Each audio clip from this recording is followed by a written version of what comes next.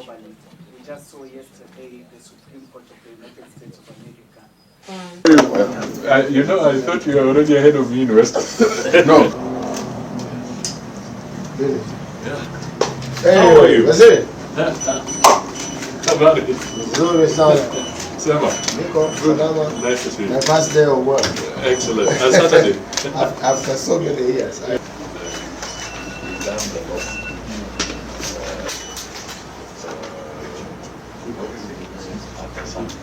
One of the things it's doing is to institutionalize exactly what we do.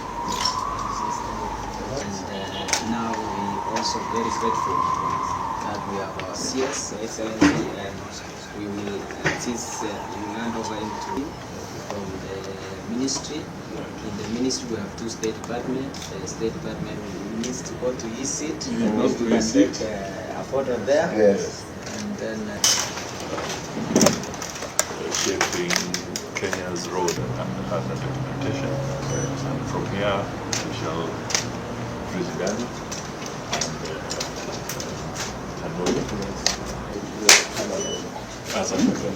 yeah, I look forward to it. Unataka nigeti? Yes. Are we okay?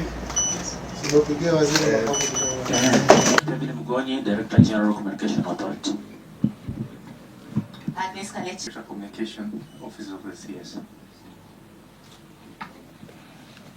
Every state officer and government official should be conversant with universal health care, MSMEs, agriculture, and food security below.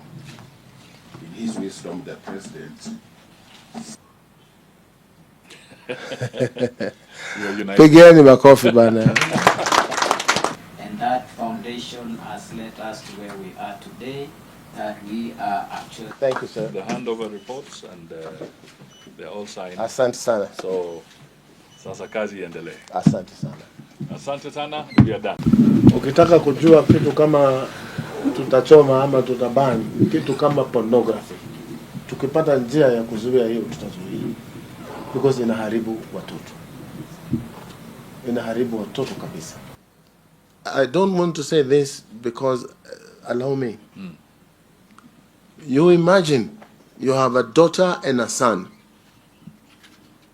and because you live in Nairobi, there are only 2 bedrooms, yours and the mother, and the rest for children. Do you imagine what your son at the age of 9 and your daughter at the age of 7 would start thinking of doing because of what they see? Nyinyi mnasikia vile ninasema jamani? Can you picture that thing in your own house? Because of pornography available easily on the net. Nyinyi mkitaka kwenda kuandika hiyo andikeni, lakini it is a very serious problem. And I hope you guys and us can take it upon ourselves to have a discussion in our country about morals, about the do's and the do not do's, so that we have a good country. Au sio jameni? Mimi nitakuwa kipaumbele ya kujaribu kusaidia. And then tap into the energy and innovation of these young men and women. And I say Gen Z is my business. There's also the challenge around communication. I have to be honest that we are facing some challenges around communication. In plain terms, we are getting a lot of beating from the media. There's the new media, which is the social media, but also from the mainstream media, we have been taking a lot of beating. Sometimes we don't speak to our good things, and there's a saying that don't blow your own trumpet. But I would like to look at it differently. If you do not blow your own trumpet, then who will blow it for you? That is the issue. So it is important that we also package what we achieve and what we do appropriately and let the Kenyan people know that we are doing certain things that are in the interest of this country. The first question you should ask yourself, or the people who are critics on some of these things, to ask themselves, is it prestigious? Is it important for Kenya to have an opportunity to lead the African Union Commission for the first time since the AUC was set up? That's the basic question. If it is desirable, then it makes sense for Kenyans to have that opportunity. Secondly, the Ministry of Foreign Affairs is also charged with the responsibility of lobbying for Kenyans who are seeking opportunities in international arena. Today, it is the Honorable Raila who is seeking to be the chair of the AUC, the African Union Commission. Tomorrow, we may have a Kenyan who will be seeking to become Secretary General of the United Nations. It may be you, my friend. What would you want Kenyans to do? Would you want them to vilify you or to support you? That is the basic question. So I think there's merit in Kenya, after more than 60 years, to be one of the countries that is now offering a credible candidate for the position of African Union chair, and let us support him. Because as you say, you're pulling him down, and yet you're not a candidate. You have not even presented your own credentials. And Kenya is a country that offers a high profile and can speak positively and effectively for matters Africa. So that is an opportunity. All right? Remember, we are not a failed state. So it is very, very important that we respect that. When we were being salamiwad, if I may use that terminology, tulikuwa tunasalamiwa. Sasa unapata mtu mzima, wengine hata ni profesa, anajua sheria, lakini anachukua namba ya Mudavadi, anabwaga kule nje, anasema msalamie. And he's a professor, deliberately infringing the privacy laws.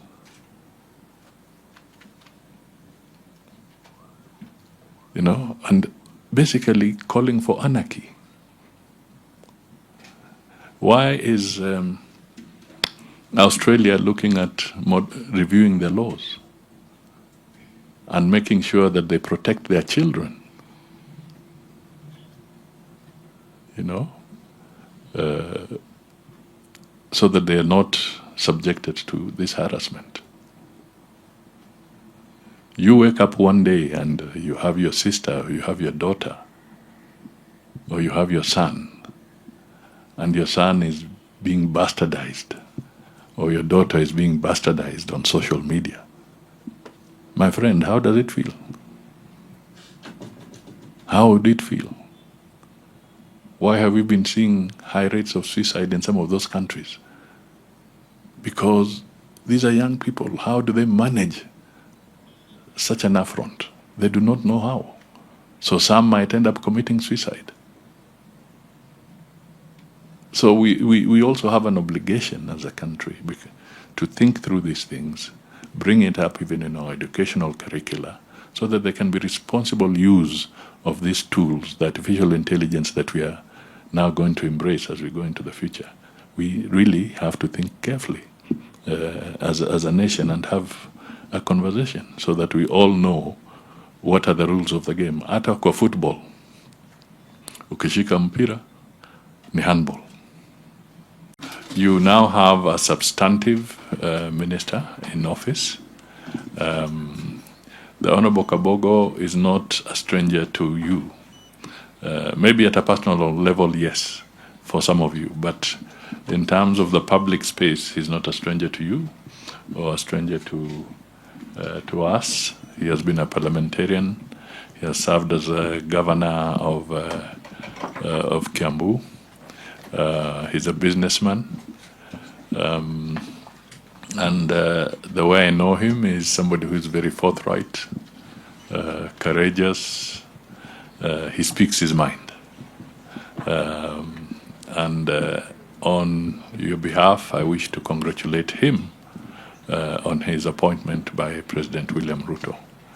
And my request to you is to accord him all the support, all the advice that is necessary so that he can serve the people of Kenya appropriately and in a manner that brings equity and fairness to all our people. We need to put this thing in perspective, and I can only appeal to you, members of the Fourth Estate.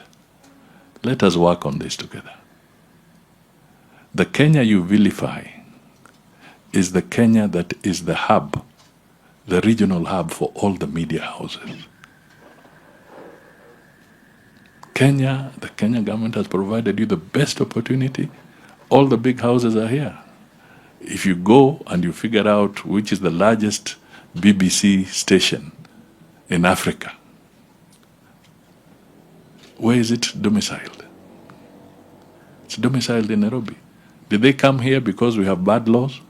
Or is it because we have a very reasonable level of freedom of expression as provided for in the Constitution? So these are fundamentals that we keep on ignoring. 2, governments do not determine their invitations on the basis of social media.